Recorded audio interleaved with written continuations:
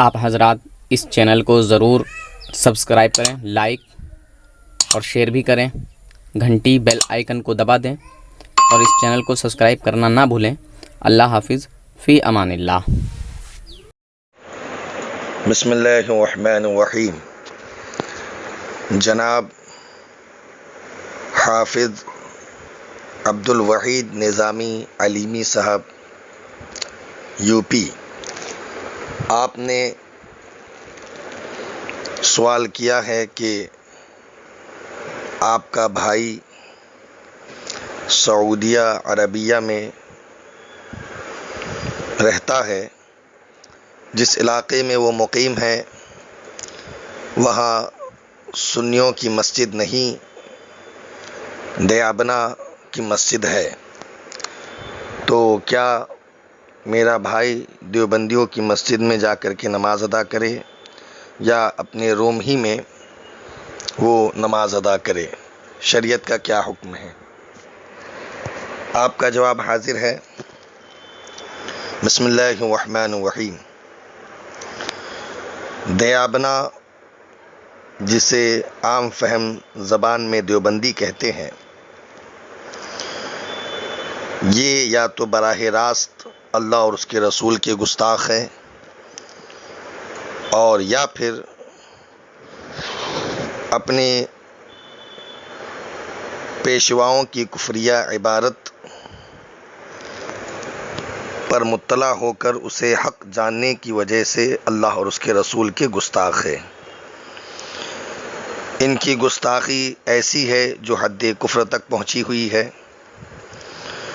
اور صرف ہندوستان ہی نہیں بلکہ عرب و عجم کے مفتیان اکرام نے ان کے کافر و مرتد ہونے کا فتویٰ دیا ہے، یہاں تک کہ فرمایا گیا من شک فی کفرہ و عذابہ فقد کفر، جو ان کے کفر اور عذاب میں شک کرے وہ بھی کافر ہے۔ لہٰذا جب یہ لوگ مسلمان ہے ہی نہیں، کافر ہے، تو ان کی نماز نہیں اور ان کی اقتداء جائز نہیں۔ لہٰذا آپ اپنے بھائی کو یہ بتا دیں کہ وہ دیوبندیوں کی مسجد میں جا کر دیوبندی کی اقتداء میں نماز نہیں پڑھ سکتا۔ ہاں، اگر جماعت کے علاوہ تنہا نماز پڑھنا چاہے تو اجازت ہے، لیکن پھر بھی بچنا چاہیے۔ اور اگر اطراف میں اگل بگل یا کچھ دوری پر اہل سنت والجماعت کی کوئی بھی مسجد ہو تو وہ وہاں جا کر کے با جماعت نماز ادا کرے، اور اگر اطراف میں اگل بگل کہیں پر بھی اہل سنت والجماعت کی مسجد نہیں تو وہ گھر ہی پر دو چند لوگوں کو لے کر جماعت کرے، تاکہ جماعت کے ثواب سے محروم نہ رہے، اور ہرگز دیوبندیوں کی اقتداء نہ کرے۔ واللہ تعالی اعلم بالصواب۔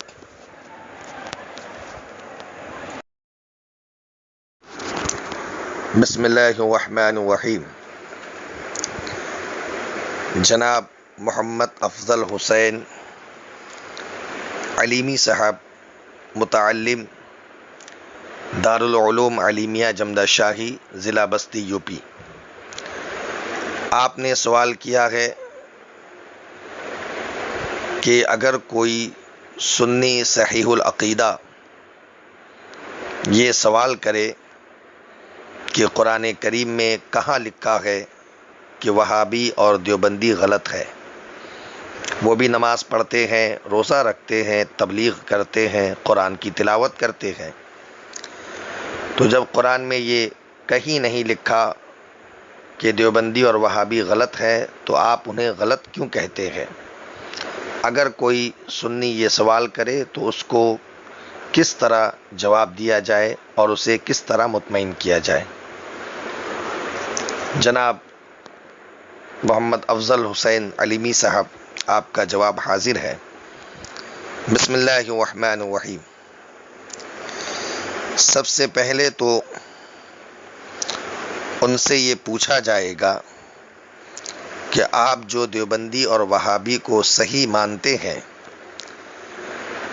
تو قرآن میں یہ کہاں لکھا ہے کہ دیوبندی اور وہابی صحیح ہے؟ آپ وہ آیت پیش کریں جس میں یہ لکھا ہو کہ دیوبندی اور وہابی صحیح ہے۔ اگر قرآن میں کہیں نہیں لکھا کہ دیوبندی اور وہابی صحیح ہے تو آپ بغیر قرآن سے کے آپ انہیں صحیح کیوں مانتے ہیں؟ اور اگر آپ بغیر قرآن کی دلیل کے انہیں صحیح مانتے ہیں تو پھر ان کے غلط ہونے پر ہم سے قرآن کی دلیل کا مطالبہ کیوں کرتے ہیں؟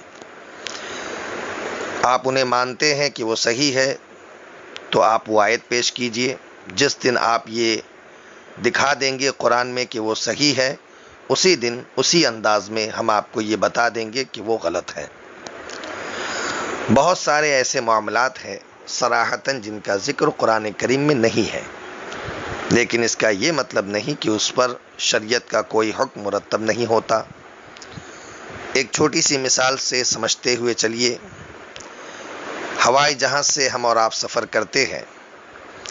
ہوائی جہاز سے سفر کرنے کا ذکر نہ قرآن میں ہے نہ حدیث میں، تو پھر ہم اور آپ ہوائی جہاز سے سفر کیوں کرتے ہیں؟ اس سے معلوم یہ ہوا کہ بہت ساری ایسی چیزیں ہیں جن کا ذکر قرآن میں صراحتاً نہیں ہے، ہاں اشارتاً دلالتاً ذکر ضرور ملتا ہے، کیونکہ قرآن میں ہر چیز کا بیان ہے۔ اللہ نے قرآن میں فرمایا تبیانا لکل شیء، ہر چیز کا واضح بیان قرآن میں ہے۔ اسے سمجھنا نہ سمجھنا ہماری صلاحیت پر موقوف ہے، لہذا اگرچہ لفظ اور صراحت کے ساتھ یہ نہ ملے گا، لیکن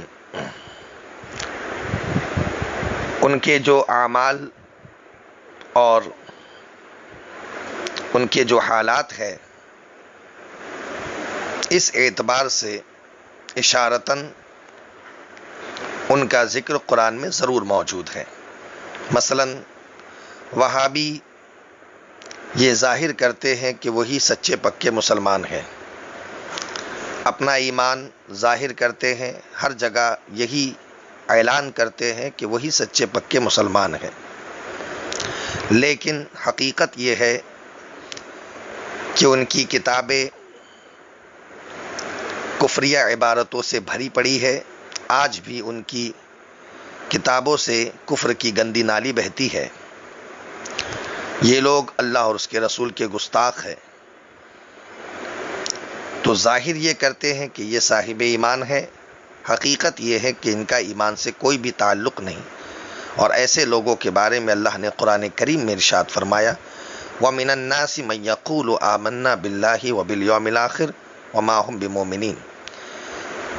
کچھ لوگ ایسے ہیں جو یہ کہتے ہیں کہ ہم ایمان لائے اللہ پر اور یوم آخرت پر، اپنے ایمان کا اظہار کرتے ہیں، لیکن قرآن نے کہا وَمَا هُمْ بِمُؤْمِنِينَ، ایسے لوگ مومن نہیں ہے۔ بلا شبہ یہی حال وہابیوں کا ہے کہ وہ اپنے ایمان کا اظہار کرتے ہیں اپنے مسجدوں کے ذریعہ، اپنے جلسوں کے ذریعہ، اپنی کتابوں کے ذریعہ، اپنی تنظیموں کے ذریعہ، لیکن رسول پاک صلی اللہ تعالی وسلم کی گستاخی کی وجہ سے ان کا حال یہ ہے کہ یہ ایمان سے باہر ہے۔ اس لیے جو بھی سنی صحیح العقیدہ مسلمان اس طریقے کا سوال کرے، سب سے پہلے وہابیوں اور دیوبندیوں کے کفریہ عقائد ان کے سامنے پیش کیے جائے، ان کی کتابوں سے کفریہ عبارتوں کو ان کے سامنے پڑھ کر کے سنایا جائے، اور پھر اس پر مفتیان اکرام کے فتاویٰ پیش کیے جائے، بالخصوص پیشوائے اہل سنت اعلیٰ حضرت الشاہ امام محمد رضا خاں فاضل بریلوی رضی اللہ تعالی عنہ کا فیصلہ جو حسام الحرمین میں موجود ہے اسے پڑھ کر کے سنایا جائے، اور دیوبندی اور وہابیوں کے کفریہ عقائد سے انہیں مطلع کیا جائے۔ اگر یہ سب کچھ جاننے کے باوجود وہ ان کے کفر کے قائل ہوتے ہیں اور انہیں کافر و مرتد ہی کہتے ہیں، تو یہ اچھی بات ہے۔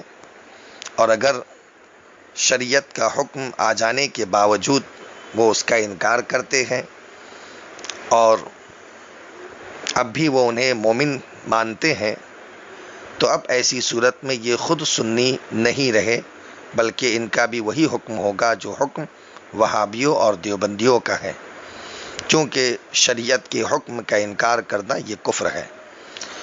چنانچہ فتاوی عالمگیری میں فرمایا گیا، رجل عرض علیہ خصمہ فتوی الائمہ فردہا وقال اینچے بارنامہ فتوی آوردئی قیل یکفر لأنہ رد حکم الشرعی، یعنی اگر کسی شخص کے سامنے اس کے مد مقابل نے ائمہ کا فتویٰ پیش کر دیا اور اس شخص نے اس فتوے کو اور شریعت کے حکم کو رد کر دیا، انکار کر دیا، اس کی تردید کر دی اور کہا کہ یہ کہاں سے فتویٰ اٹھا لائے ہو، تو فرمایا گیا کہ گو اس نے چونکہ شریعت کے حکم کی تردید کی ہے لہذا یہ کافر ہو گیا۔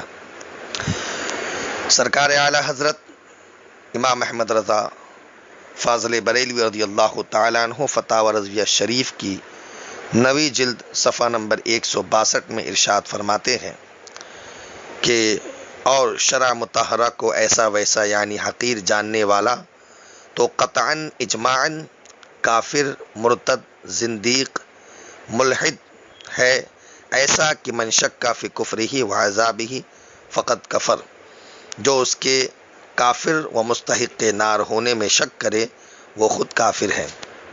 لہذا اب اگر ان کے سامنے وہابیوں اور دیوبندیوں کی کفریہ عقائد کو پیش کیا گیا، اگر انہوں نے تکفیر کی تو یہ ان کے لیے بہتر ہے، اور اگر انہوں نے ان کی تکفیر نہ کی بلکہ اب بھی ان کی تعریف کرتے رہیں اور شریعت کے حکم کا انکار کیا، تو ایسی صورت میں وہ بھی دائرہ اسلام سے خارج کافر مستحق عذاب نار ہے۔ اللہ تعالیٰ ایسے لوگوں سے تمام امت مسلمہ کی حفاظت فرمائے۔ واللہ تعالیٰ عالم بالصواب۔